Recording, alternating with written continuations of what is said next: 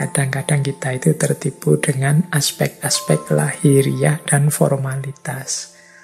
Bukan berarti salah, tapi kadang-kadang kurang dalam kalau hanya melihat itu saja. Banyak loh orang yang sholatnya, rajinnya luar biasa, tapi juga korupsinya jalan terus.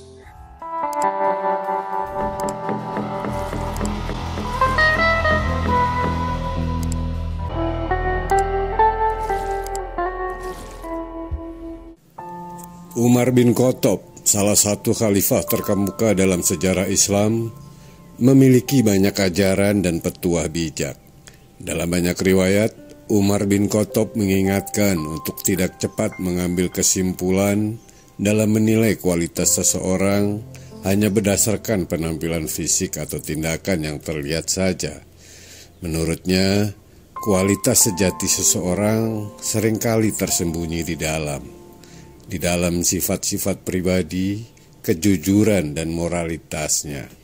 Satu ketika Umar bin Khattab menyatakan begini, la tanzuru ila siyami ahadin wala ila solatihi walakinin zuru ila man idha hadasa sodako wa idha tumina atta wa idha asfa aihamma bil maksiyah waro'a.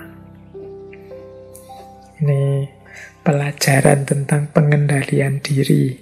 Artinya yang pertama, janganlah kalian melihat puasanya seseorang atau sholatnya seseorang, tetapi lihatlah orang-orang itu yang ketika berkata-kata yang keluar adalah kebenaran. Dan ketika diberi amanah, mereka menunaikan. Dan ketika mereka ingin melakukan maksiat, mereka menahan diri. Dari nasihat Khalifah Umar ini, yang pertama, untuk menetapkan kualitas seseorang, tidak bisa kita hanya melihat secara kuantitas aspek-aspek lahiriahnya saja. Di situ secara jelas disampaikan, jangan hanya melihat puasanya saja atau sholatnya saja.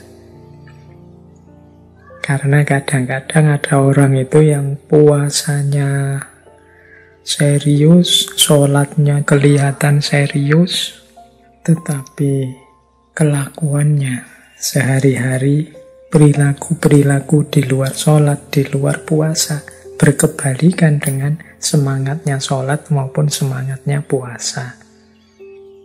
Jadi pesannya Umar ini kepada kita adalah untuk kalau melihat seseorang itu jangan hanya lihat sholatnya atau puasanya. Khawatirnya kita tertipu, nanti kita anggap wah orang ini sholatnya sudah tekun, puasanya juga sudah rajin sekali, pasti orang baik. Nah, kalau hanya lihat itu kita bisa tertipu. Maka lihatlah pada aspek-aspek lain. Yang disarankan oleh Umar adalah cari orang, lihatlah, nilailah orang itu yang pertama saat dia bicara. Kalau dia bicara, itu yang diomongkan kebenaran atau kebohongan. Atau mungkin dia melakukan manipulasi-manipulasi informasi dan lain sebagainya. Jadi yang pertama coba yang dia omongkan. Jujur, benar, atau bohong atau salah. Yang kedua, lihat tanggung jawab dia. Kalau dia oleh Allah diberi amanat pekerjaan apa, posisi apa, atau jabatan apa, amanah atau tidak. Dia curang enggak? Dia korupsi enggak? Dia males enggak? Dia santai-santai enggak? Dan lain sebagainya. Nah, itu kan parameter dari amanah yang dia emban. Dan yang ketiga, itu ketika dia hama bil maksiyah, jadi menginginkan kemaksiatan. Orang itu kan senantiasa dalam dirinya seringkali ada dorongan-dorongan, mungkin dari hawa nafsu, mungkin bisikan-bisikan setan untuk melakukan keburukan, kejelekan. Itu mampu tidak dia menahan diri. Nah ini, lupa gimana Pak? Untuk mendeteksi ada dorongan atau tidak kalau kita bukan yang ngalami langsung. Ya mungkin bisa dilihat dari lingkungannya. Loh itu teman-temannya loh sudah melakukan hal yang sia-sia semua. Dia saja yang enggak. Oh yang lain sudah curang. Dia sendiri yang enggak curang. Itu kan berarti menunjukkan orang yang mampu menahan diri. Jadi apakah dia kalau ngomong lurus, apakah dia kalau diberi amanat bertanggung jawab, apakah dia mampu menahan diri. Ini yang lebih penting, yang kita jadikan parameter untuk menilai seseorang. Ini menurut Khalifah Umar. Ini saya kira kalau yang ini mudah dipahami ya. Teman-teman tinggal mempraktekkannya biar tidak tertipu. Kadang-kadang kita itu tertipu dengan aspek-aspek lahiriah dan formalitas. Bukan berarti salah, tapi kadang-kadang kurang dalam kalau hanya melihat itu saja. Banyak loh orang yang sholatnya, rajinnya luar biasa, tapi juga korupsinya jalan terus.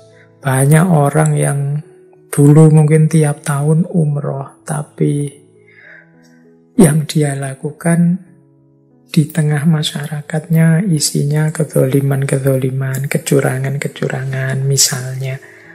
Maka biar tidak mudah tertipu, kalau menilai seseorang jangan hanya dari sholat dan puasanya.